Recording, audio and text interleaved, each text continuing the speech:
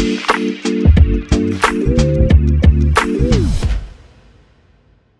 right, Chase Thomas podcast, taping this late on a Tuesday night. Major League Baseball, the World Series already here.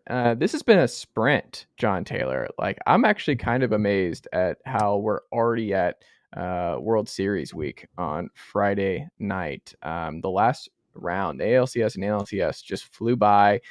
Part of that was because one was just a complete domination. I guess you could say both were dominations. Yeah, I mean, it's 4 games and 5 games. I think that the Padres were definitely more in that series than the Yankees were in theirs, but the end result was more or less the same. So, your biggest takeaway from both the NLCS and the ALCS was what, John? I said it before the LCS, sticking to it because nothing we saw changed my mind about it. The Astros are the best team in baseball. They are so good at every facet of the game. They have a great lineup, even though they swept an ALCS with Jose Altuve collecting 1, maybe 2 hits the entire time, with Yordan Alvarez essentially not showing up until game 4, with Kyle Tucker essentially contributing nothing. They won, and then not just won, but they won handily. Like you said, they dominated that series. The Yankees were far and away the worst team. They never, except for some portions of game 4 and I think other portions of game 2, they never really seemed like they were in this series. A lot of that you can chalk up to Houston having incredible pitching, not just at the starting rotation, but also in the bullpen. It's really impressive what Houston is, what Houston has. And on top of that, what Houston has done. And if they win this World Series, I'm sure there'll be a longer, deeper discussion about what this franchise has accomplished in the last 6 years, which is putting them on the level to go cross sports of, say, the Bill Belichick, Tom Brady Patriots, or of the maybe a step below, or the Michael Jordan Bulls, or the most recent Warriors teams that have been such a dominant facet of the NBA for so long. That's to me, just from having watched those games, it really is just mind blowing how good the Astros are. And for as much talk as there's been about this postseason of the best teams haven't made it, or it's all upsets. It's like, no, man, the best team in baseball is still standing and has literally not lost a game this postseason. Like, it's kind of frightening to think about. Who was the last team who went perfect in the postseason? I don't think any team has ever gone perfect. No one's done it, or I guess the only one I know someone's done it with 1 loss, right? Someone's done it. I think it's been done with 1 loss. I haven't looked it up, but it is never. No one has ever done a perfect. Okay.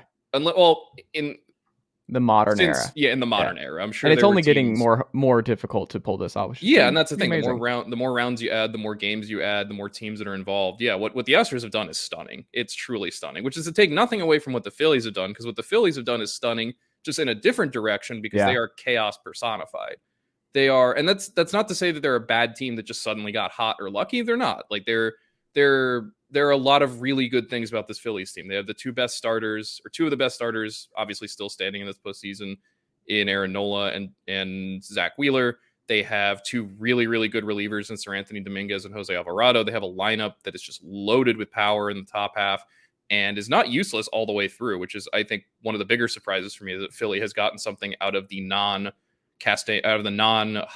Harper, Schwarber, Real Muto parts of the lineup. I guess not so much into Castellanos, but I don't know. Maybe he just needs someone really important to die first again. Like, but it's just the way they went about it, just in such different ways with the Phillies. It was dramatic. It was in a lot of ways last minute. Obviously, Harper's home run to win game 5 and the series as a whole came in the 8th inning.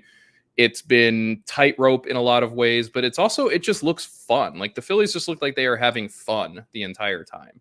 And which is not to say that the Astros aren't having fun. I'm sure they're having a ball, but the way they're going about it is in this much more like just a steamroller flattening everything in its path. Whereas the Phillies are just constant fireworks.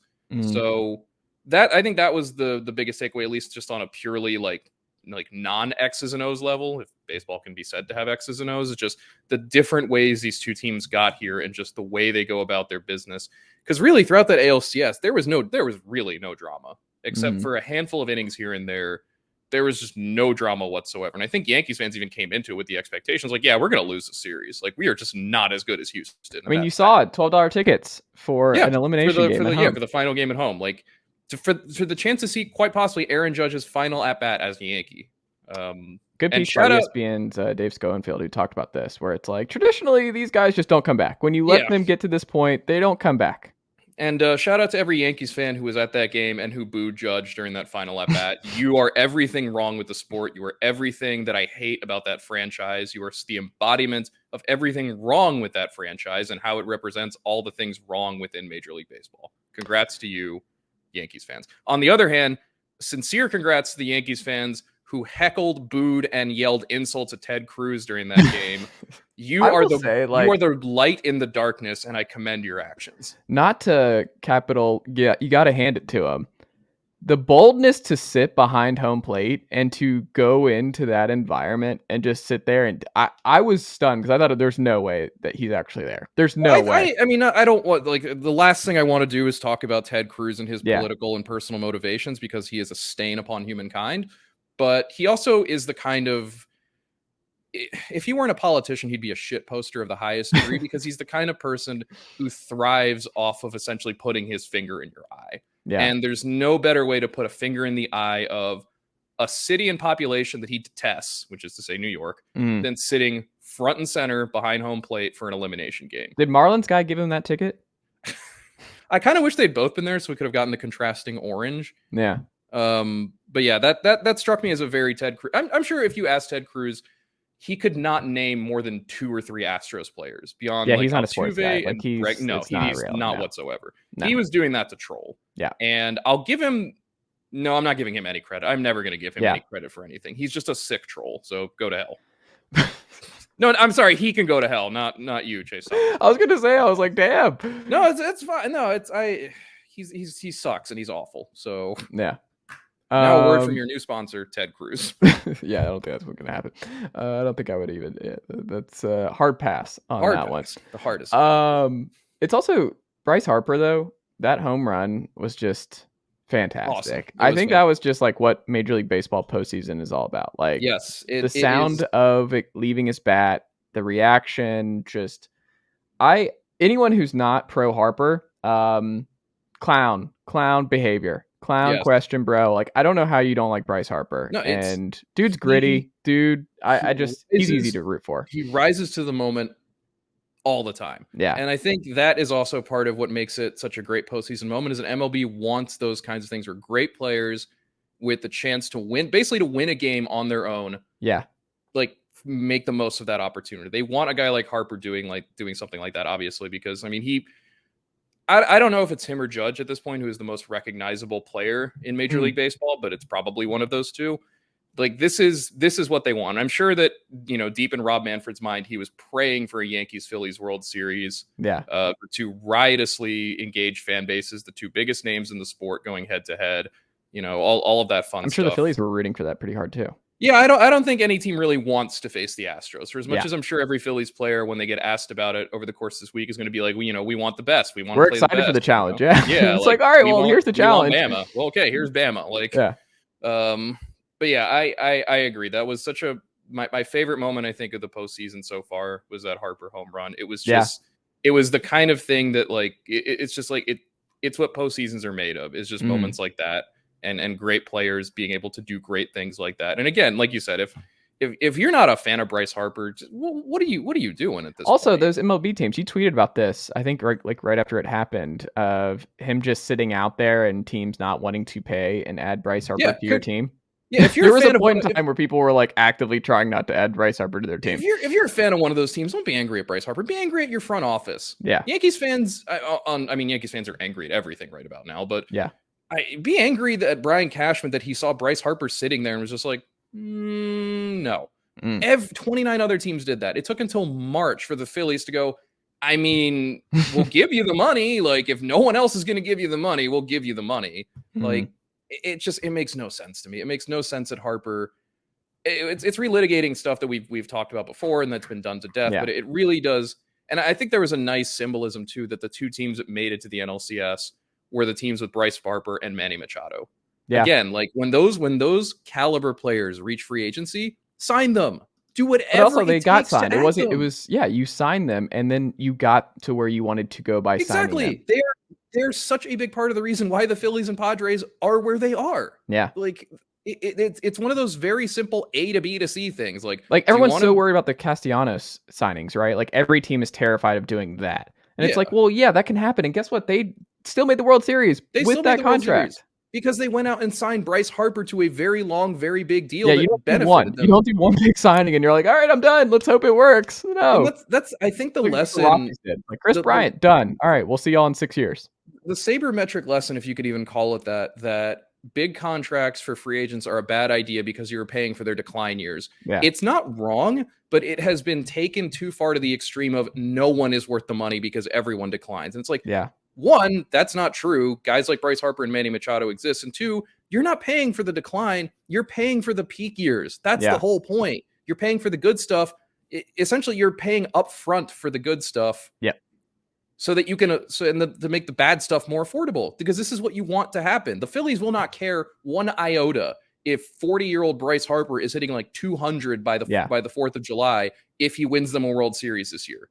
What does that matter? Right. Like, It only matters when you're Chris Davis and you're the Orioles, where you're like, all right. well, yeah, if you happen to turn into quite literally the least productive regular player in baseball for a that's when you know multi-year span, that's when you know you fucked up. Is sure. when you know, Like, but that's my thing. It's like, that's probably not going to happen to Bryce Harper. That's probably not going to happen to Manny Machado. That's probably not going to happen to Aaron Judge whenever he signs his deal with whoever he signs it with. That's not going to happen to Juan Soto when he reaches free agency, or probably not going to, like, the elite guys are always worth paying for because they are elite. That's the whole point. And the whole point of signing the elite guys is to make a really good team better to the point where you win a World Series. Flags fly forever. The World Series is the whole point.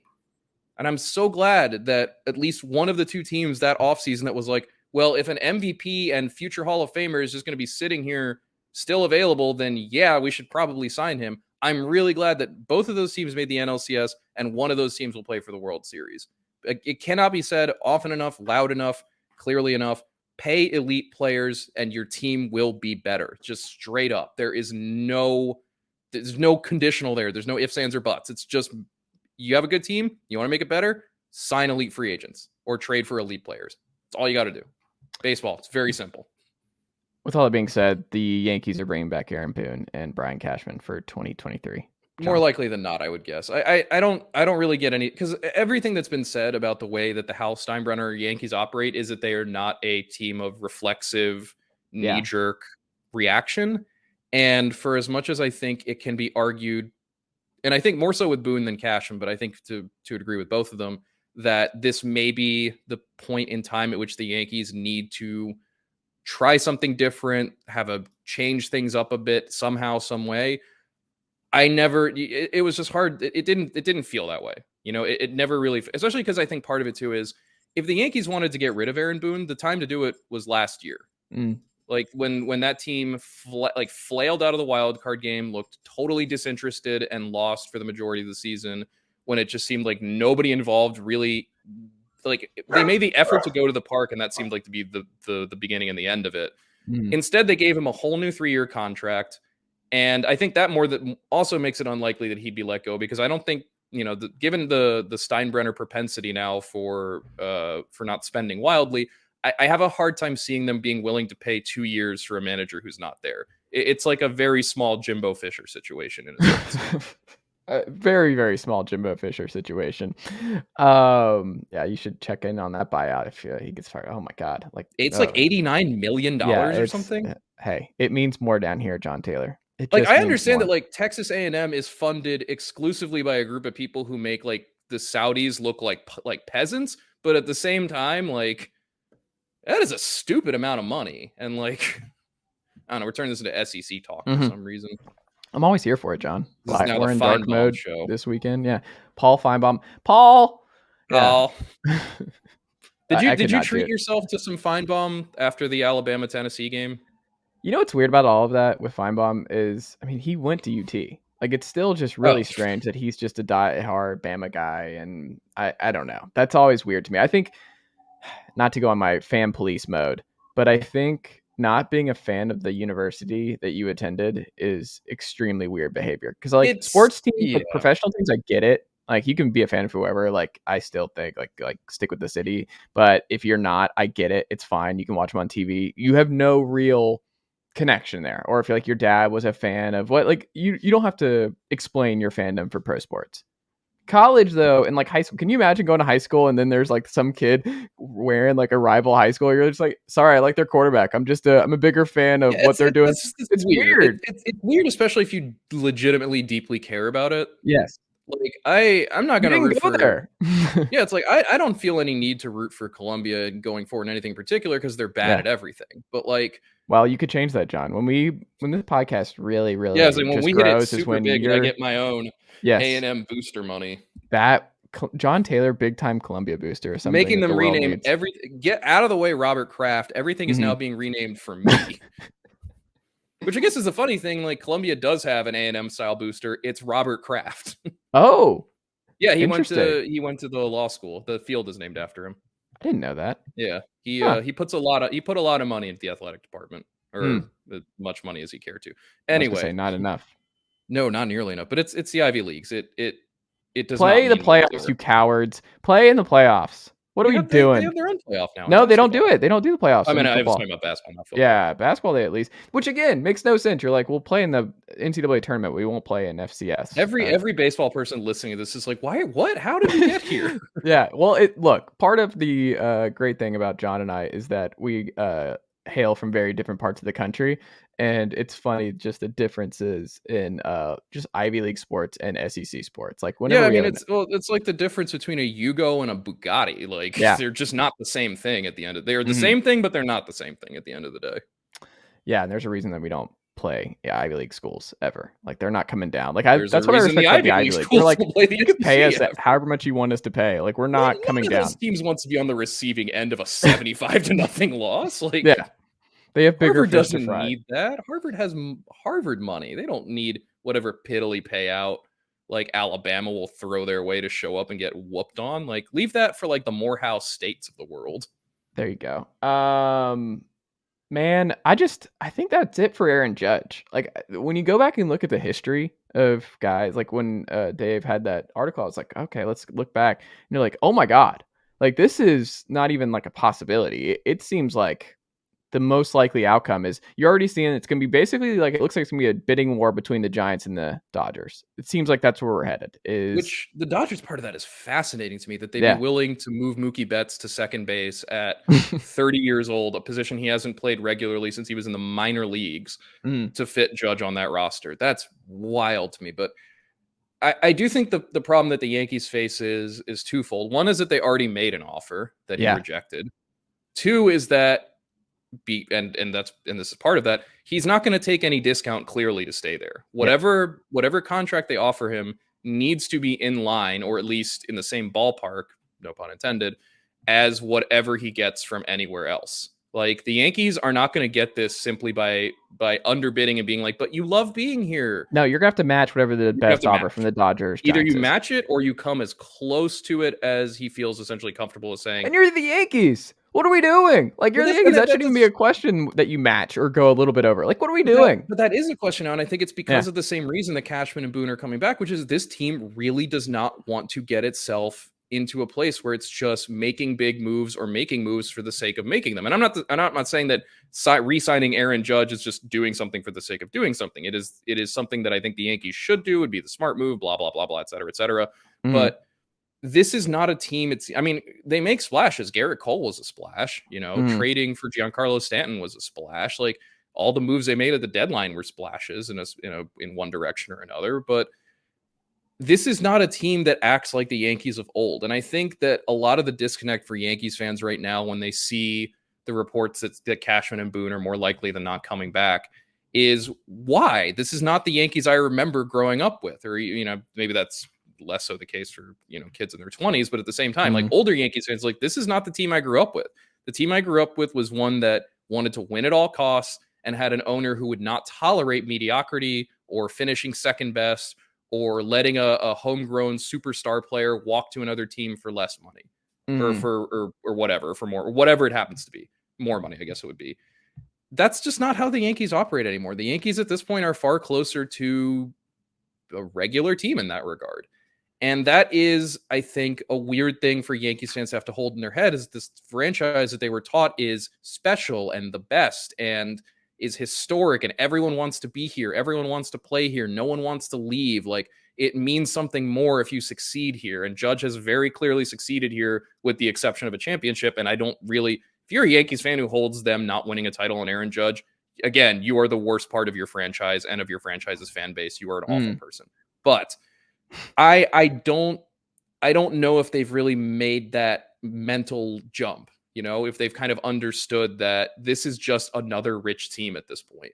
I don't know. Yankees fans are pretty down. Like reading the tweets and reading the responses and checking out different blogs about it. I don't know. They felt there's a reason that there were $12 seats for the elimination game. I feel like Yankee fans are pretty down about where they are and where, like, the Dodgers have replaced them. The Dodgers are what you're talking about there now. Like, that's who the Dodgers are. And I think the other thing is that depending on how things go this offseason and in the future, the Mets are on that track too. Yeah. They have a rich owner. But they're the Mets. Really let's give it more than a couple of years. Like, there's still some crazy stuff. What are we doing? We know that there's some kind of crazy Cohen stuff that's going to pop up, and we're like, oh my God, is it already over? No, something crazy is going to happen. Something crazy is always going to happen with Steve Cohen, and with the Mets generally. Yeah. But I think you're right. This is not the Yankees TM anymore. It's just the Yankees. They're just one of 30, and they happen to have more money than all but like 2 or 3 other teams in baseball at this point, if even they have less money than anybody.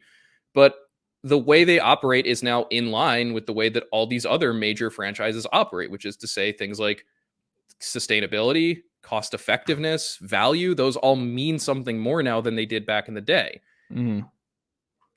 So I mean, yeah, they are going to have a fight on their hands to keep Judge, I think, because we've already seen, like, if the Dodgers are already willing to say publicly, yeah, we're going to move the MVP that we traded for, who won us a title, to second base just to fit this guy in, that's not a good sign. The Giants have already come out and made their noise clear. And of course, Judge has the hometown connection there too, as a Bay Area kid. That's not good. You can definitely count on the Mets just being in there to screw around, if nothing else. Like, how badly Steve Cohen would want Aaron Judge staying in New York, but on the Mets, just to just to put it in the Yankees' face and win the back. I think Judge is it too dorky or naive for me to say it? I think he's too classy to do it. I think there probably would be some weird emotional thing with that would probably keep him from doing it. But at the very least, I can see the Mets being in there and making offers anyway, just to try to drive the price up. And there's always going to be the hashtag mystery team. There's always going to be at least one team coming out of nowhere to be like, Texas Rangers.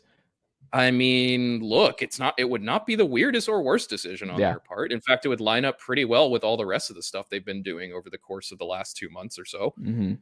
Look, but it's also weird with the Dodgers because they've never done this. Like, we talk about it, like, you traded for Mookie Betts. Freddie Freeman was kind of a deviation there a little bit, but by and large, Andrew Friedman has not been the guy to go out and make the big free agent signing. He's not doing the years. Which also makes me think that Trey Turner is probably not sticking around. Well, we predicted on the pod last week, Trey Turner for Dansby Swanson, a swap there. And you get Dansby and Freddie Freeman reunited. You can do that. Yeah, Culberson can be the utility guy that he's always meant to be behind Dansby. Like, if Dansby goes to LA, he'll have to hire Culberson to be his, like, body double so that he can just get around more easily. He looks like LA though. Like, he fits in LA. But yeah, I don't know. It's gonna be a weird offseason, I think, for the Yankees. The Judge stuff is, and I think part of the problem that they have is that the Judge stuff needs to be resolved sooner rather than later. Well, that was my follow-up. Do you think because we talked about Bryce Harper and him sitting he's sitting on the market for as long as he was, up until March, right? Like, is when he ultimately signed. Do you think that the possibility is just as strong that Judge is hanging out there in March? Sure. I mean, he could certainly come out and put out a request for an offer or put out numbers that every team looks at and goes, no, we'll see you in 2 months when you get your head right. Yeah. But I think the problem for the Yankees is obviously they're going to have to set some kind of internal deadline of, look, you either take this offer or you don't, but we have other shit we need to figure out. Yeah. And your contract is going to be the biggest part of that to figure out, because it is invariably going to be $300 million or more. And if the Yankees decide that's their big expenditure of the offseason, and I have a hard time seeing how they're going to fit more than one of those onto that team, given the unwillingness in years previous to do that, then if this process gets dragged out, they're eventually going to have to pivot to some other direction, whether that's Correa, whether that's Trey Turner, whether that's whoever happens to be on the free agent market. They're going to have to go in that direction instead. Mm-hmm. But the other thing of it is like, and this is something in thinking about where the Yankees are and what their roster looks like, I don't really think the 2023 Yankees, with the potential exception of Judge, are going to look all that different from the 2022 Yankees. Like, the rotation isn't changing. It's Garrett Cole and Luis Severino and Nestor Cortez. You've got Frankie Montas for next year, assuming he stays healthy. Somewhere you find a fifth starter, but they've got two in-house candidates already in Domingo Germán and Clark Schmidt, plus whoever else is still kicking around the high minors. And also, they could also just reach out to get a cheaper veteran, like I don't know, try to find their own Michael Wacha, for example, or try to find their own Kyle Gibson of sorts, who can just go out there, throw 5 useful innings and call it a day. Mm-hmm. You know, the lineup also not really changing. Anthony Rizzo is presumably going to opt out of the option he has to look for more money. I assume the Yankees are probably just going to give it to him because it seems like both sides were pretty happy with what they had. But barring a trade of Gleyber Torres, barring the Yankees deciding that for whatever reason, you know, Anthony Volpe and Jose Peraza are not the future in the middle infield, barring something bizarre. I mean, and Cashman's always good for a surprise move in either the offseason or the deadline. That's his thing. But there really aren't places, with the exception of third base, where I think the team is going to do everything in its power to dump Josh Donaldson on somebody and just be rid of that. And left field, where Aaron Hicks is very clearly not a reliable long-term solution, and it doesn't really seem like the team has. It doesn't seem like the team is willing to make Giancarlo Stanton a regular there, and understandably, it doesn't really feel like. I mean, if Harrison Bader is your center fielder, he's obviously not going to play left. You know, maybe it's Oswaldo Cabrera, maybe it's some mix of Cabrera and Hicks and other, but either way, like, there aren't a lot of open roster spots where you can kind of make a change, again, unless you want to start flipping the guys who are already there. And that's certainly a possibility, but again, not the knee-jerk Yankees of the George Steinbrenner days. Yeah. You know, this is not a team that's suddenly going to pop off and start doing wild stuff. Like, they punted the free agent market essentially in its entirety last offseason so that they could have room for either a Volpe or Peraza, or maybe both at this point, to be options for the 2023 team. Mm-hmm. It may have cost them a chance to win a World Series in Judge's final year. I don't think you can point to Isaiah Kiner-Falefa directly and say that's the reason the Yankees didn't win the ALCS and by extension the World Series, but he certainly didn't help them very much. And it's really easy to suggest that, hey, maybe Corey Seager or Carlos Correa would have been a little bit better in that spot instead. Maybe the team would have gotten a little further, or maybe not further, but maybe the team would have performed better. Maybe the odds of a championship were higher if they'd done that and just gotten the known good quantity instead of trying to find a cheap bridge to the potential future. I don't know, but it feels like a pretty safest guess to me. But either way, this is not a team that really makes, like, their big splashes are fewer and further between now. Yeah. And I think if there is a big splash this offseason, it's going to be Judge one way or the other. Speaking of big splashes, Bruce Bochy, literally, if he dives headfirst into a pool, he creates a tsunami. That is a big splash coming right there. I like that hire, though, right? I get it and I don't get it.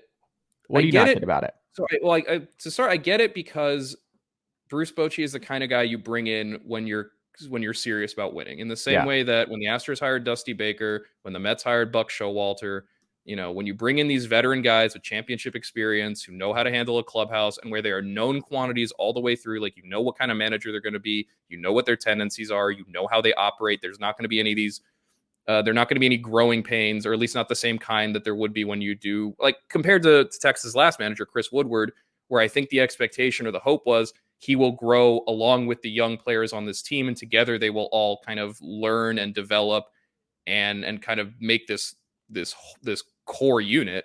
I think with Bochy, it's more like, no, we're not ready. We don't want to deal with manager growing pains anymore. We don't want to deal with someone who's learning on the fly. We don't want to deal with someone who may or may not be able to project authority in the clubhouse the way we need. We just want a guy who players like, who is well respected, who knows how to manage and win in the postseason, who knows how to manage and win in the regular season. What I don't get about it is Texas isn't there yet to me at this point. Like, they're Texas skipping steps though. They're just like my thing. They're skipping ahead to the point where they are a championship contender. Yeah. Texas is not a championship contender. If Texas goes out and signs Aaron Judge and trades for Pablo Lopez or Sonny Gray and does like five other things on top of that, okay, sure. Then we can start to talk about Texas as a real championship contender. But I mean, should we assume that they're going to be aggressive again this winter? I think you don't do this unless you're going to be aggressive again. I think that's a safe bet, because I think what Bochy's hire represents is a projection of the image the Rangers want, which is we are serious, we're going to win, we're going to contend. which means we have to do something in the offseason again, too. It's not just Seager and Semien and John Gray. It's we got to do more. The problem is, I mean, I am all for that. I am all for teams deciding that they want to be better, that they want to be contenders. I have no problem with this, at least on a philosophical level. It just doesn't really line up with where Texas is on an actual like roster level. There's still a lot of holes on that team. They do not have a good bullpen. They do not have a good rotation. Half their lineup didn't really do anything last year. Their farm system is good and producing some pretty good pieces and is getting better. And they're going to have the 1-2 addition of Jack Leiter and Kumar Rocker relatively soon, because both of those guys are going to be probably major league ready by as early as I think midpoint of next season. Mm-hmm. But at the same time, again, like just the fact that there is a way, way better team within their own division on top of it that is about to go play in its 4th World Series in the last 6 years. Yeah. Like, well, they're just like, hey, they're about to fire Sink and Dusty Baker. Maybe they'll hire away James Click or something. Yeah, but Click. Yeah, excuse me. I don't know. I think it's a perfectly sensible hire in a managerial sense, in that I don't think Bochy since retiring has. I don't think this is a Tony La Russa thing where it's like a guy coming out of deep freeze where everyone looks around and goes, "What exactly made this sensible?" I think Bochy is a very sensible hire who was still managing very well toward the very end with the Giants. Like, this wasn't someone who looked like he was out of his element by the end. Yeah. It just suggests to me that either Texas thinks it is way better than it is, which is not ideal going into is not ideal, or the Texas plans to get very, very busy this offseason, which sure, but I don't know. I'm curious to see where this goes, because the reality is Texas still has, I think, a ways to go to be a contender. And again, they have the best team in baseball sitting in their division, or at the very least, the best team in the American League sitting in their division, ready to mess them up if they so much as try to go for the crown. So, well, I mean, I think it's probably like 67. Bochy, I'm going to guess. Because, like, what's interesting is I thought he would make more sense in Miami. Like, I would have guessed. No, I don't. I think Miami, and well, I know we're going to talk about Skip Schumacher, but I think Miami is much better for a first-time manager. For someone younger, for someone who is more, and especially too, because I think Miami wouldn't want to pay for a guy of Bochy's caliber. Yeah. I think whatever, we don't know his contract details, obviously, but it's a safe bet that Bruce Bochy is going to make more next season than Skip Schumacher is, or Schumacher rather. Is it Schumacher or Schumacher? I think it's, I mean, the pronunciation I've always heard for that last name is Schumacher, so I'm going to go Schumacher, but, Shoemakers. I mean, his last name is literally Shoemaker. So that's what I'm saying. Like, do you think it actually is Shoemaker, but he just didn't like it and he got picked on a bunch? Shoemaker growing up. Look, and I just like that there's a manager named Skip. It's perfect. Yeah. Hey, not Skip. a lot of. You would think there's more Skips. You would think so, but I was. How did? And this is a tangent, but how did Skip become the managerial like skipper nickname? Yeah, like yeah. Delete that. Delete all of that. I was like, Skipper. My sleep schedule the last few weeks has been very complicated. Well, we'll get that in post. I'll get a Fangraphs article on it. But no, I think Bochy it makes sense for Bochy to come back with a team that is either close to championship contention or feels like it can contend championship wise. And I think in that respect too, like Bochy must feel like the Rangers are going to do what needs to be done to get to that position. Otherwise, why come out of what I'm sure is a very cushy retirement? And they had a plan for him. I'm guessing they told him that this is going to be an aggressive, like, we're going for it. Yeah, I mean, because I think you're right. Because otherwise, it makes no sense for him to join them. If the plan is just to run it back with the same group that was there next year, or if that was there last year, rather, then why would Bruce Bochy leave retirement? Not like Bud Black just being like, all right, I guess I'll just hang out and get the vibes in Colorado, and y'all don't really have to build anything around me. And Bochy, I think in that sense, Bochy to me feels like what Bob Melvin was for San Diego, which is again just the experience hand at the rudder. San Diego was so much closer. The problem with that is like it was a great hire by San Diego, but like San Diego we talked about it. And like they're right there. And that's why ultimately I feel like it's a strange hire given where Texas currently is, which is to say not good enough. But I think you're right in that Bochy wouldn't be here unless there were plans to do more. And it makes no sense on Texas's part either to do this unless there are plans to do more. So I think hiring Bochy is probably a really good sign that Texas is going to be very involved this offseason, one way or the other, be it trades, free agency, whatever it happens to be. And again, like we talk about mystery teams for Aaron Judge. I don't even think Rangers are a mystery team here. I think they make perfect sense for him. They have the money to do it. They can obviously sell him on the idea of being part of being the veteran leader of one of the veteran leaders of a very strong team, give him another shot at going against the Astros if that's something he cares about for whatever. It's at least somewhat closer to home for him. I mean, not really, but it's closer than New York. So yeah, I would not be surprised to see Texas. If he picks the Rangers, it's a money thing purely. Like that's just like they offered something crazy. I could see that. I mean, well, if you want to divide it, like the Yankees are the stay at home like, sentimental option. The Giants are the go home sentimental option. The Dodgers are the money and title option. And then Texas and whoever else is there, assuming that they're not a Dodgers level team, is just the pure money option. So yeah, the four quadrants of Aaron Judge's free agent decision making. Yeah, I think you're right. Texas is firmly the I care about the money and the money first and foremost. Yeah. And if we happen to win, that's great. But otherwise, man, at least I'm getting paid. Yeah. Which hey, look, you got to do what you got to do. I won't hate on either of his decisions there. No, man, get paid. If that's what he cares about, get paid. For me at least, from based on the way Aaron Judge has spoken about his time with New York and with the Yankees and what he feels like his priorities are, I would be very surprised if he ends up taking the Chris Bryant route and just taking whatever money he can get from whichever team offers it. He seems like very, very. He's been very, very emphatic about how the mark of success in a season is winning a championship. And I think more than anything, he wants a title. Who do you think of the big four shortstops we talked about would be willing to play second base for the Mariners? Why wouldn't they be playing shortstop for the Mariners? Well, that's what he said. He said that he's looking for Jerry Dipoto said this? Yes. Jerry Dipoto said his, quote, great preference this offseason would be to land a shortstop that would like to play second base. Why would you say that out loud? Why? Why would you make it known that you value J.P. Crawford more than any of those four guys? But to be fair, Crawford's awesome. And Crawford's been good for them. Crawford's fine. He's a very good defensive shortstop who can hit every now and again. All four of those guys available are good defensive shortstops who can hit all the time. Like there's no. I assume that's just Dipoto being nice to J.P. Crawford, and that if they were to sign one of those guys, there would be a conversation. But hey, J.P., how do you like second base? Because what are we doing here? Are you really going to sign Trey Turner and move him to? I mean, I don't know. Maybe depending on the metrics, they think a guy like Turner or maybe I don't think Bogarts. Maybe a guy like Turner or. No, because putting Carlos Correa at second base is a waste of his arm. Putting Bogarts at second base, everything with Bogarts has trended toward he's going to grade out more toward the left side of the infield or a corner outfield position eventually. Has Swanson ever played second base?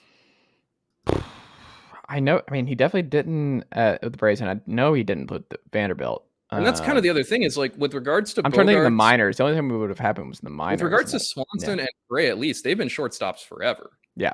With regards to Bogarts, I'm pretty sure he's been either only a shortstop or a third baseman as a major leaguer. And I was gonna say Bogarts made the most sense when I read that. Is like if I had to guess, most likely to do it, it'd be Bogarts. Well, if there's one person most likely to do it based on past experience and ability, it's Trey Turner.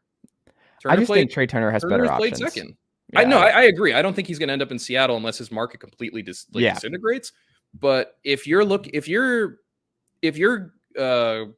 it called? If you're not standard, but if what you're looking for in one of these four players is the ability to play second base well, I mean, I think they could all do it. I don't necessarily think look at Trevor Story, who was a good defensive shortstop, moved to second base and was a good defensive second baseman. It's certainly not impossible. Similarly, you saw someone like Gleyber Torres, who was a train wreck at shortstop, be much better at second base. It's just a flat out easier position to play. But ideally, you'd want the guy who's at least done it before and has shown he knows how to do it before. I mean, I don't know. Is the option is like if you get one of those guys in the building with J.P. Crawford, like you can say like we're moving, you're going to play second, but it's like you have spring training, you have like just make it an open competition or just be like, hey, we're going to give Crawford the benefit of the doubt or whatever, and then if there's some, but like it's just you sign them and figure it out later. Like you don't overthink this. If you're Jerry Dipoto, you don't say that out loud either. That you would. I find it weird that he would say that. I find it weird that instead of just giving the anodyne, we're interested in all four. Like they're all great players, and we're looking to have productive dialogue or whatever the standard boilerplate GM speak is. Yeah. Like I don't know. I mean, J.P. Crawford's is a good player. He's very clearly very loved in that clubhouse. He was a big part of why Seattle is where they are, is where it is. But he should not be untouchable. J.P. Crawford should not be untouchable. He should not be the rock sitting in the way of like if you come to Carlos Correa and say, we'd like you to play second base, and he goes, no, are you really going to break off the conversation there and be like, okay, well, see ya? Like, I kind of have a hard time seeing that happening. I don't really see that being the kind of decision, like the inflection point for this decision is whether or not the guy will play second base. Especially because if you're a guy like Carlos Correa, why on earth would you move to second base for JP Crawford? Like, these guys have egos, man. Yeah. These guys they think they're all the best players in the world, and they are. Why would any of those guys look at JP Crawford and go, no, that's fine, leave him there, I'll take second, it's fine? You're not going to want to do that. Yeah. Let's end on our World Series picks, John. How do you think this ultimately goes? So I have been right with Houston the whole way through. I have been wrong on Philly the entire way through, except for predicting them to beat the Cardinals.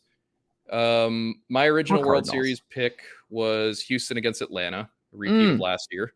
So in a sense, I'm still right. It's Houston against an NL East team. Yeah. I really love the idea that for a third straight time, Houston will lose to a just pure chaos NL East team that a lot of people will argue should not have been there. And if anything, like, I think Philly is really well set up in the same way that both Washington and Atlanta were really well set up. You have a good top of the rotation. You have the bullpen arms that you trust against a bunch of bullpen arms that you don't. Although I think Atlanta was clearly the best of those three when it came to the bullpen. Mm-hmm. You have a lineup that can do damage. You have a defense that, okay, Philly's defense is still really bad. I don't know. I just, it's interesting to think about like what the matchups are there, because the truth of it is Houston comes ahead in everything. They have the better rotation overall. They have the better bullpen overall. They have the better defense. They have the deeper lineup. They have more experience. Really, I think if you're going with Philly here, and I can completely understand why, it's more of a vibes based argument. It's that they're the hot team right now, and Houston obviously is hot too. They've won 13 games this postseason out of 13. Yeah. They haven't lost in over 3 weeks. Like, they're very, very good. But I don't know. This really does boil down to like it's almost like a head versus heart thing. It's like in your head, it should be the Astros. They're the better team. They have been the best team of this postseason throughout this postseason. I think the only real argument is whether or not a full strength Dodgers team would have been there with them, but they weren't, so they're not. Mm-hmm. But Philly, man, like, how do you bet against what the Phillies are doing right now? It's just the brick wall aspect to this, right? Like, it's the unstoppable object against the unstoppable object against the unstoppable force against the immovable object. There we go. I think the path to the Phillies winning, for me, based on what we've seen, is I think they have to win in like 4 or 5. If this goes 6 or 7, I think that benefits the Astros significantly more. I think we know how this series ends depending on how it starts. Yeah, you're right. This is either a short Phillies win or the Astros in like 6 or 7, because they are just so much deeper. The thing the Phillies are really going to run into, the problem they have is Nola and they can't Wheeler pitch every game. Great, they cannot pitch every game. Alvarado and Dominguez are great. They cannot pitch every game. And for as much as we're going to go back to the old 2-3-2 off days in between the travel off days format, that obviously makes using a bullpen that much easier. Mm-hmm.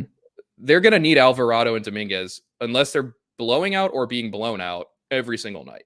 Yeah. Those are the only 2 relievers. And I guess Dave Robertson would be number 3 on this list. But the injury stuff there, I don't know. Those are the guys that Rob Thompson very clearly trusts. He does not seem to have much faith in anyone else, understandably so. And I think the other part of it is, Ranger Suarez pitched very well in the NLCS, did not pitch as well in the division series. Did he pitch in the wild card series? It's a good question. I don't remember. So. I don't think he did. No, he did not, because Philly only needed 2 games. But I don't feel super comfortable with him against that Astros lineup. I really, really don't. And then the question becomes, who do you throw out in there in game 4?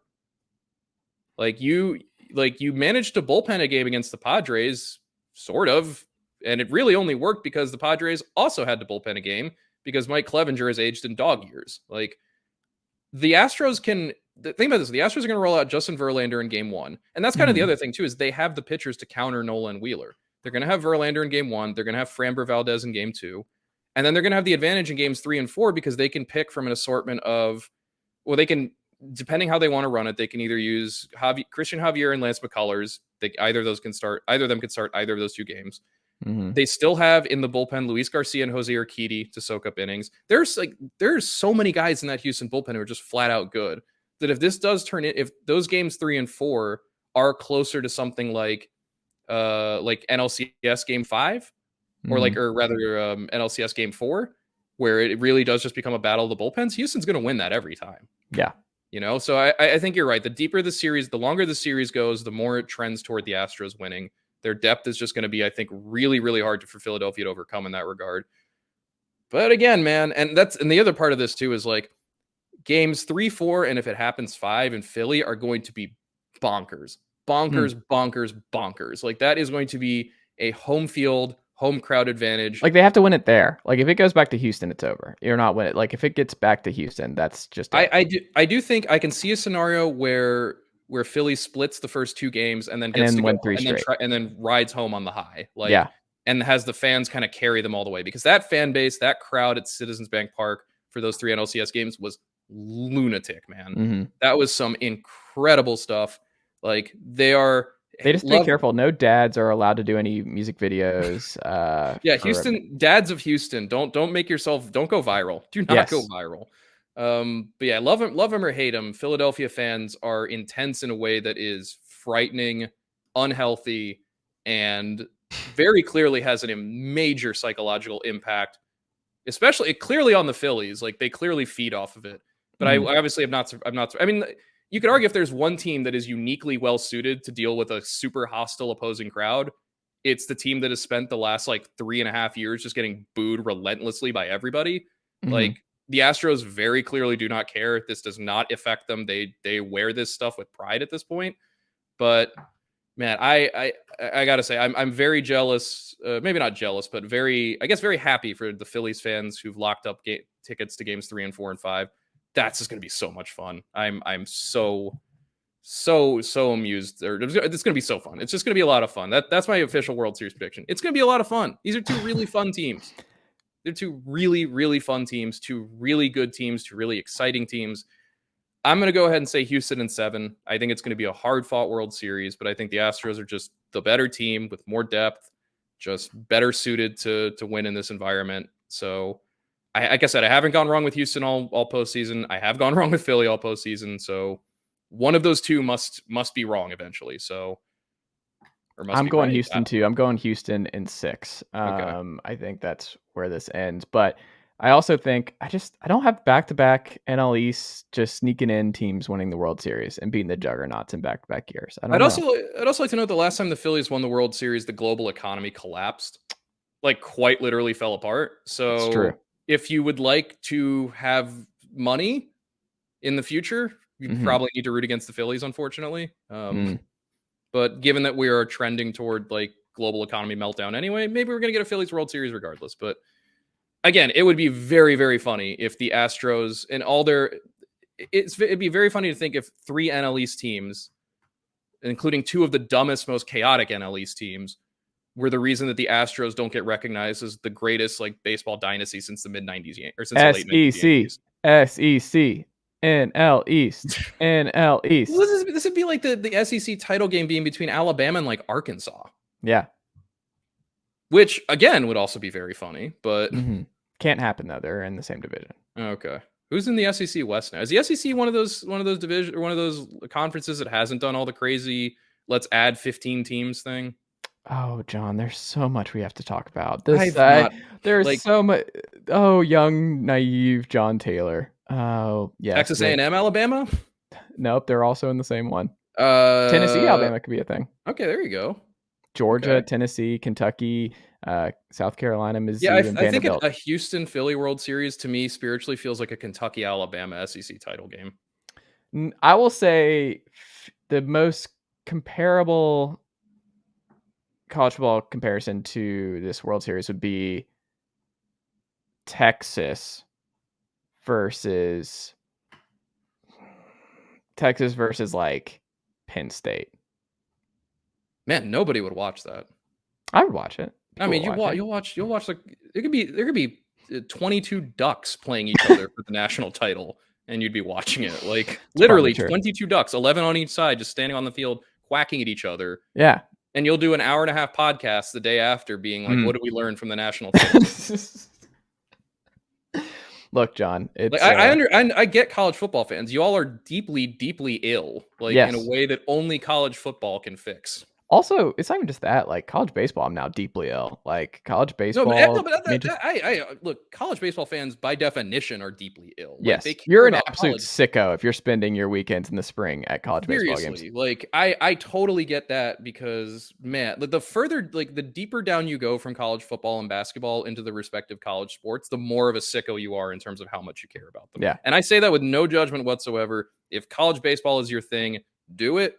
It's just man, you really have to care. Also, it to has the best like it. schedule. I wish Major League Baseball had this schedule that college baseball does, where it's like February to June, and like there's nothing else going on when important baseball's happening. Like that's a beautiful thing. Like it's I too would perfect, love to see the Red Sox play in early March right? in Boston, only on weekends. That's what you do in I mean, that's how it works in college. You get that one dumb Tuesday game that you play a nobody. It's just a big waste of time for everybody. So Like that game, that's the Pirates every week. yes, you basically get the Pirates every Tuesday in college That's rough. baseball. Yeah, That's rough. See, and this is why, I mean, granted, it's my also by again, as we've talked about, my college rooting interests are kind of they suck. But yeah, but you've adopted the Tennessee ride. You've been keeping up with the I have Volunteers this not. year. No, You're just like John will text me. He's like, "Did you see what Kentucky looked like this past week? You guys are going to be I in don't even know what fantastic shape." sport you're talking about. You were just like, "I love the dark mode. I love that they're wearing all Is black this this weekend." baseball or Oh, what? we're back on football. Okay. I don't know. I don't know when college baseball starts getting February. itself ready. Yeah. No, I know when the season starts. Yeah. I just don't know when they start doing like like the equivalent of like the color game that every football team does, the intra squad scrimmage in the Oh offseason. yeah. That they kind of already did that. They are doing a couple scrimmages in the fall, and then they do. I don't think they did that what you're talking about already. Okay. But yeah, I'm glad that this Major League Baseball podcast has a moment for Tennessee sports. well, also if you're a Major League Baseball talk about fan, Tennessee sports enough. Chase Dollander, great piece on him today. I don't know who is that. Who are we He's talking probably about? going to go in the top 3 of the Major League Baseball draft. That's not. I upcoming mean, year. the sad thing about me as a baseball fan is the draft is one of those things where every year I look at it and I go, I don't know, man. Incorrect. Like, you saw my man Ben Joyce this past year throwing 106 miles per hour. You knew Ben Joyce. If a guy does that, sure. Yeah, you're ready. Bryce Harper who just like pops off, or Steven Strasburg, that's one thing. Oh, there's not a Steven Strasburg or a Bryce Harper coming this year, is there? It's hard to say. Then there we go. Then the draft will again be one of those things where I look at it and go, oh, look, the sons of a bunch of guys I remember playing when I was a teenager. That doesn't make me feel weird or old at all. You know, we'll end on this. Advanced analytics for you guys. The Houston Astros have not lost a playoff game since they drafted Drew Gilbert in the first round of the Major League Baseball draft. Why do I let this turn into a Tennessee? I'm as much to blame for it as anybody else. That's the problem. Analytics, #analytics. Jon Tayler, what can the good folks check out from you? That for data. There you go. Take that for data. Fangraphs.com. What can the good folks check out this week ahead of the World Series? So obviously there is no World Series until Friday because of how quickly I didn't know where that sentence was going. The way you started that sentence, obviously there is no World Series. Rob Manfred has canceled the World Series. It costs too much money. Mm-hmm. He just wants to spend 3 hours a night airing super racist anti-immigration ads instead. Whatever the hell is going on there. But that doesn't mean that we're just because the World Series doesn't start till Friday doesn't mean that Fangraphs goes dark. We obviously have plenty of content that'll be going up throughout the week, focus both kind of looking back at the NLCS and ALCS and obviously looking ahead at the World Series. Ben Clemens will have our big World Series preview that comes out on Friday ahead of Game 1. In between, we'll take some looks at the other stuff going on in baseball. Jay Jaffe wrote about the Yankees and their potential shakeup if you want to learn more about that. Michael Bauman had a piece on Fernando Tatis Jr. and where he fits in with the Padres next year that it should be of interest to Padres fans. We'll have some stuff on the Gold Gloves. We'll have some stuff on the other things going on and around in baseball. And we're here for the World Series. We're going to have a live chat for World Series Game 1 as well if you're looking for a good second screen experience. So come on over to Fangraphs, sign up for a membership, download our app. And remember, once the World Series is over, we are going to get straight into our top 50 free agent countdown. We've already started to work on that. We've already put the list together. We're now starting to write it all up. That'll be within, I think, free agency starts 5 days after the end of the World Series. So within a week of the World Series being over, look out for that. Fangraphs.com. We do not run racist anti-immigration ads We can no promise ads when you pay for it. No ads if you pay for it. $60 a year, and you don't have to see any ads, racist or not. We don't run any racist ads. I just want to make sure that's clear. And also, no one should. How about that? No one should. Yeah, let's go ahead and add that too. No one should run ads that demonize a certain race or ethnicity for any kind of gain, but especially political gain. So Fangraphs.com. No, we are the actual citizens for sanity. Well, in there. Jon Tayler, always a pleasure. Talk to you soon. Later, man.